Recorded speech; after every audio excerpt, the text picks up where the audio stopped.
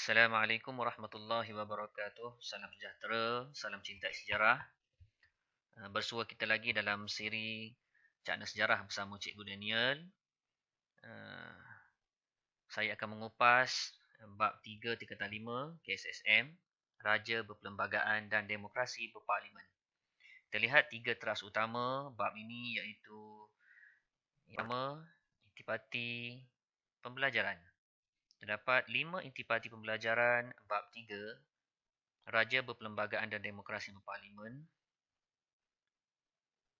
Yang pertama, latar belakang pemerintahan beraja dan demokrasi. Yang kedua, sejarah dan kedudukan institusi Majlis Raja-Raja. Yang ketiga, yang di-Pertuan Agong dan Raja dalam Perlembagaan Persekutuan. Yang keempat, amalan demokrasi dan pengasingan kuasa.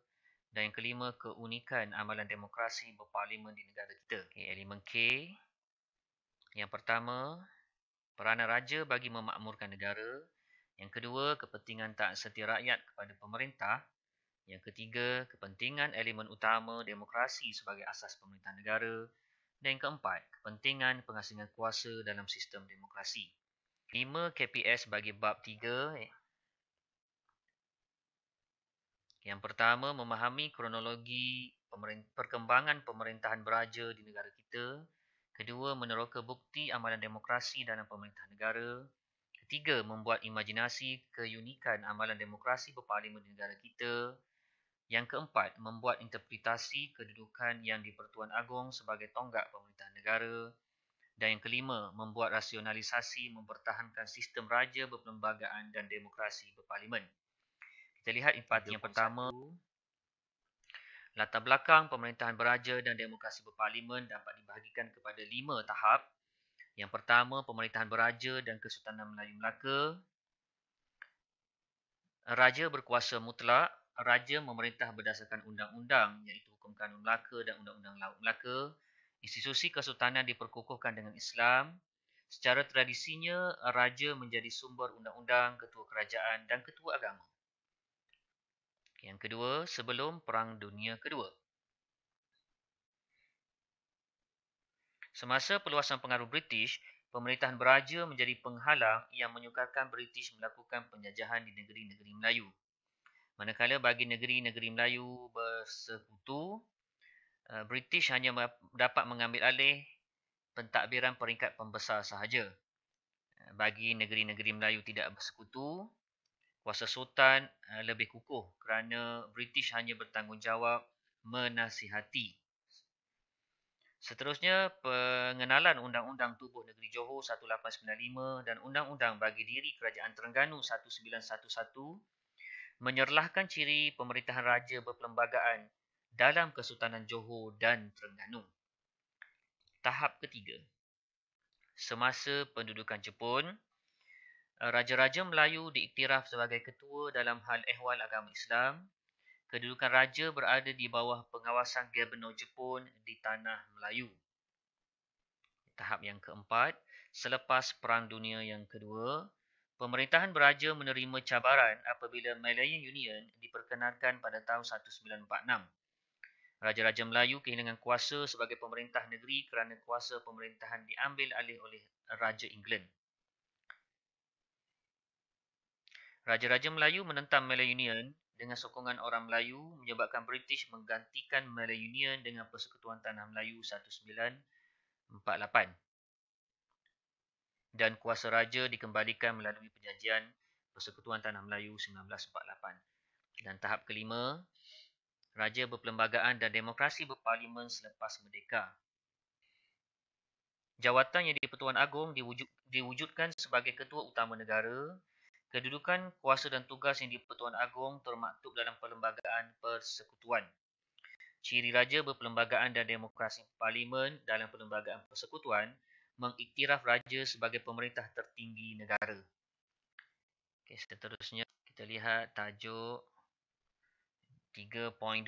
Sejarah dan kedudukan Majlis Raja-Raja.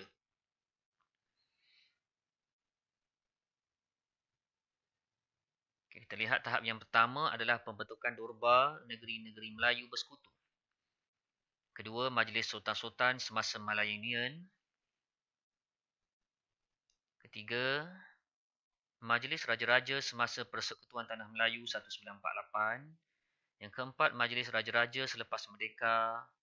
Dan yang kelima, kedudukan Majlis Raja-Raja dalam Perlembagaan Persekutuan. Tahap 1.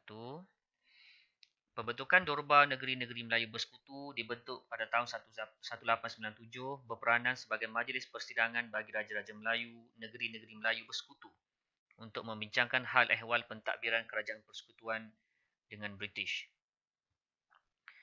Tahap 2, Majlis Sultan-Sultan semasa Millennium. Millennium memperuntukkan penubuhan Majlis Sultan-Sultan atau The Council of Sultan. Dipengerusikan oleh Gabenor Millennium dan 9 Raja Melayu serta 3 pegawai British. Tidak pernah diwujudkan kerana Raja-Raja Melayu menentang Millennium. Tahap 3. Majlis Raja-Raja semasa Persekutuan Tanah Melayu 1948. Institusi yang dilengkapi dengan kuasa dan sekretariat. Pengerusi mesyuarat ditentukan oleh Majlis Raja-Raja. Diberi hak untuk mendapat penerangan berkait penggubalan undang-undang. Seterusnya, yang keempat, Majlis Raja-Raja selepas merdeka dikekalkan seperti Persekutuan Tanah Melayu 1948, namun keanggotaannya mengalami sedikit perubahan, iaitu pertambahan yang dipertua Melaka, Pulau Pinang, Sarawak dan Sabah menjadi ahli. Yang dipertua negeri Melaka, Pulau Pinang, Sarawak dan Sabah tidak turut serta mesyuarat pemilihan yang di-Pertuan Agong dan timbalan yang di-Pertuan Agong. Dan tahap kelima, kedudukan Majlis Raja-Raja dalam Perlembagaan Persekutuan. Majlis Raja-Raja bertindak menggunakan budi bicara bagi melaksanakan fungsinya.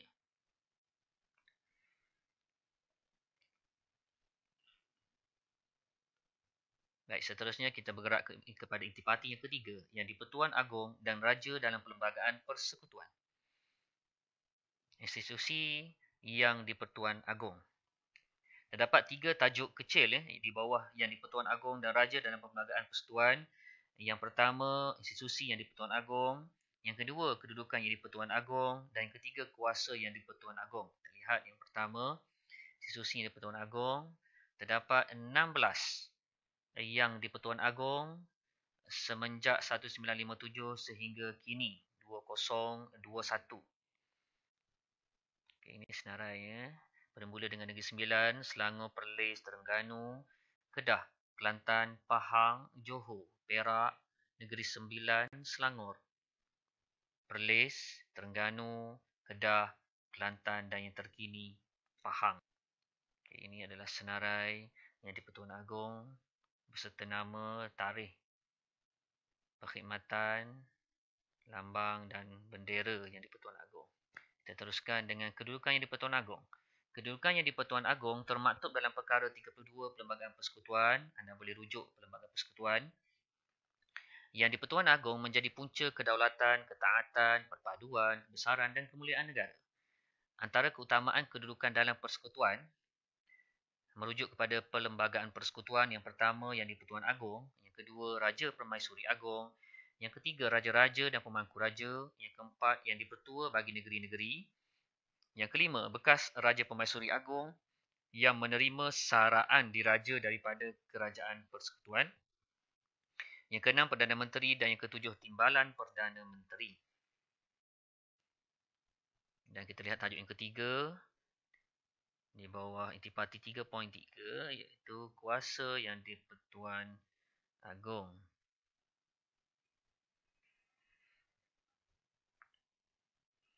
Okay, kuasa dan peranan yang di-Pertuan Agong meliputi 3 kuasa. Yang pertama, kuasa eksekutif. Yang kedua, kuasa perundangan. Dan yang ketiga, kuasa kehakiman.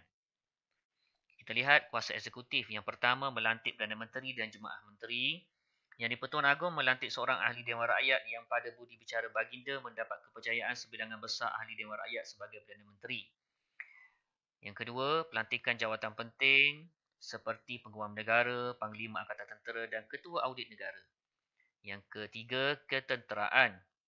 Ialah pemerintah tertinggi untuk Angkatan Tentera Malaysia. Dan yang keempat, diplomatik, melantik diplomat Malaysia ke luar negara.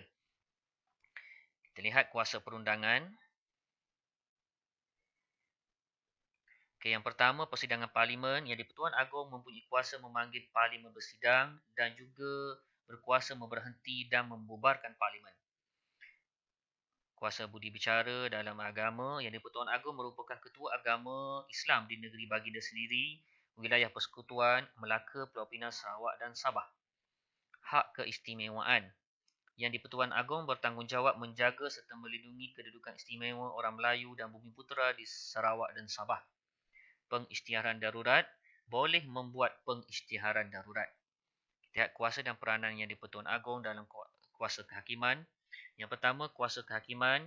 Yang di-Pertuan Agong melantik hakim Mahkamah Atasan atas nasihat Perdana Menteri serta dipertimbangkan oleh Suruhanjaya Pelantikan Kehakiman dan berunding dengan Majlis Raja-Raja.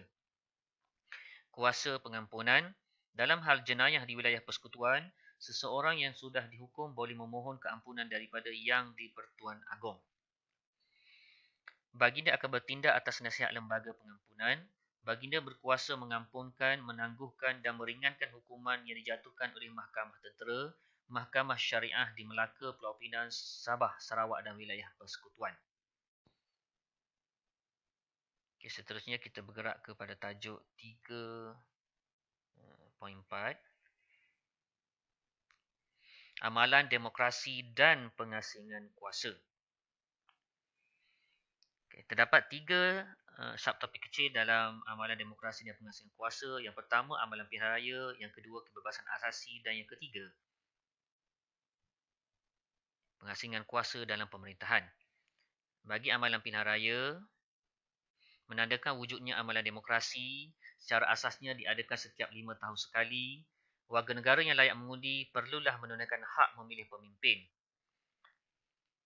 Okay, kita lihat kebebasan asasi merupakan hak yang dimiliki oleh seseorang individu di sisi undang-undang dan pengasingan kuasa dalam pemerintahan diamalkan sejak negara merdeka lagi, terbahagi kepada 3 badan, perundangan, eksekutif dan kehakiman.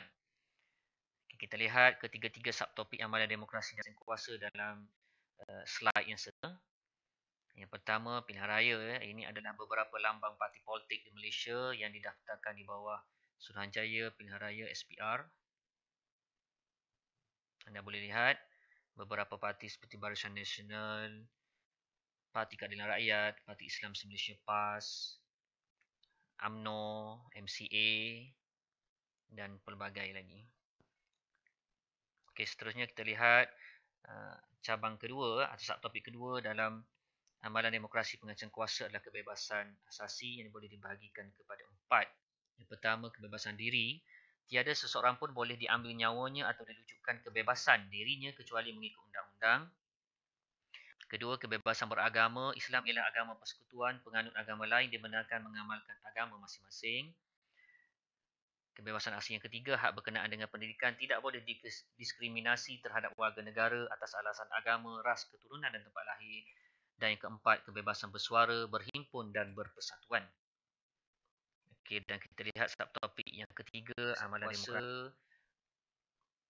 Okay, susunan ya, yang paling tinggi yang di-Pertuan Agong, dibantu oleh Majlis Raja-Raja. Di bawahnya terdapat 3 kuasa atau badan perundangan, eksekutif, kehakiman.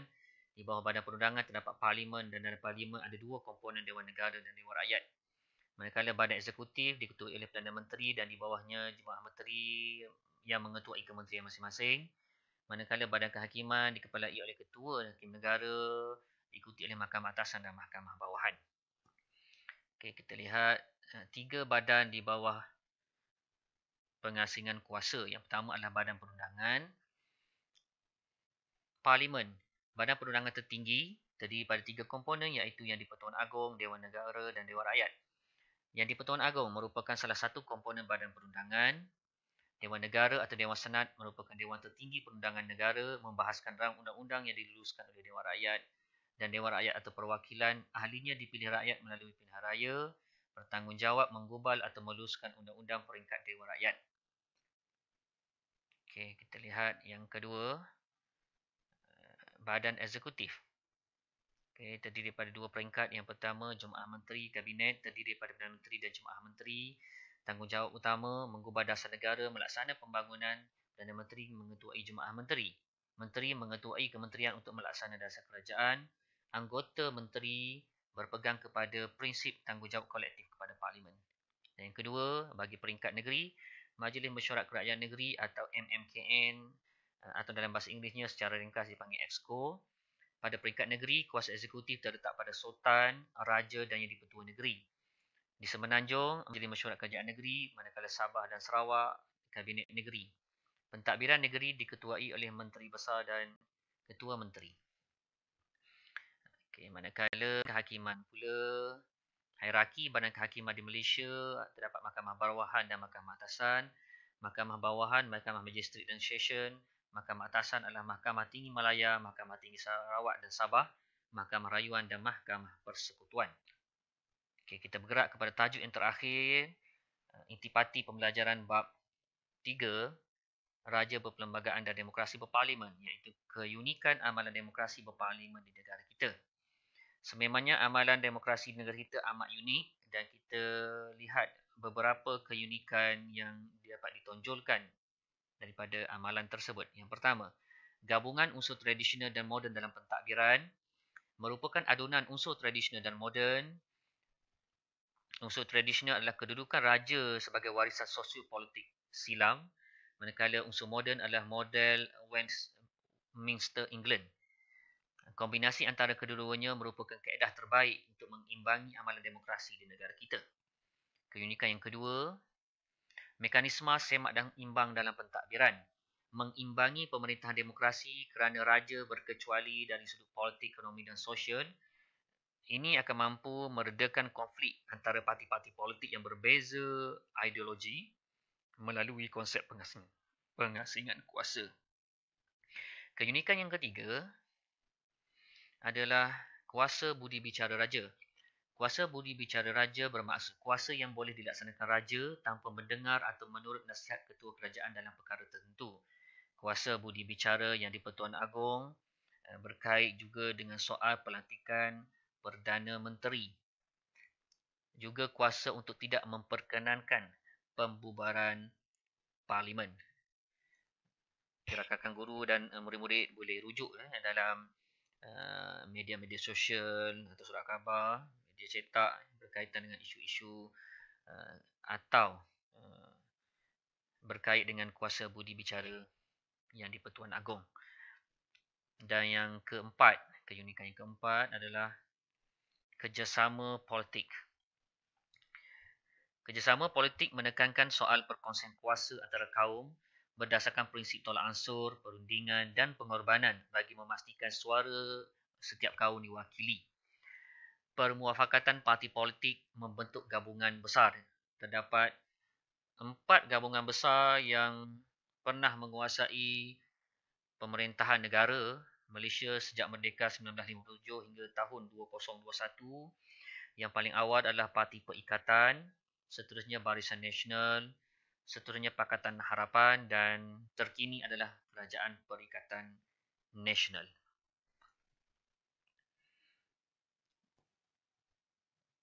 Kesimpulan daripada bab 3 Raja Berperlembagaan dan Demokrasi Berparlimen, Malaysia mempunyai bentuk pemerintahan yang unik dan tersendiri. Kombinasi raja berperlembagaan dan demokrasi berparlimen membentuk pentadbiran sistematik dan unggul. Sebagai rakyat, kita perlu sedar akan kepentingan taat setia kepada pemerintah demi kemakmuran bangsa dan negara.